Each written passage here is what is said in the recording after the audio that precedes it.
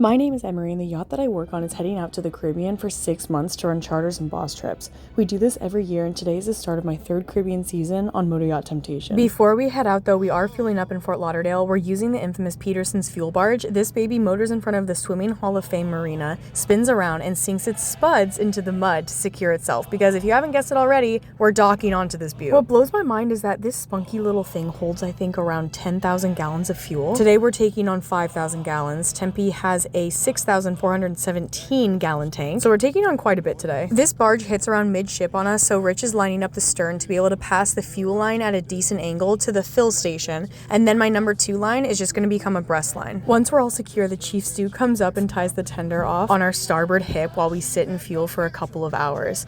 I feel like we've become so accustomed to this process, but sometimes I get flashes of, look at this, still after 6 years. Like when I say that I live 6 months out of the year in the Caribbean, that is such a fever dream. I definitely did not sit here for hours to film the fuel line pumping fuel into our tanks, but once we wrapped up, we dropped our line, said goodbye, and headed for the inlet to drop our tender back and get underway. We have a charter first in the Bahamas, which usually it only takes us around like 12-13 hours to get over there, but we aren't going to run overnight. We have some time before picking up the guests, which means we'll anchor for the night tonight and then travel the rest of the way tomorrow. We stopped just before heading out of Port Everglades to hook the tender up to tow with us. We bring this little rocket everywhere, so for the next 6 months, we'll have a little runaround boat for snorkeling, excursions, beach runs, and water sports days. We did this a little too close to the cruise ships apparently, because this police boat came racing out to set a boundary and warn us not to get any closer. Once we were properly towing our mini-me, Rich and I cleaned up the decks, tightened our anchors and latches down, and then we turned around and took one last look at Fort Lauderdale. It's starting to sink in now.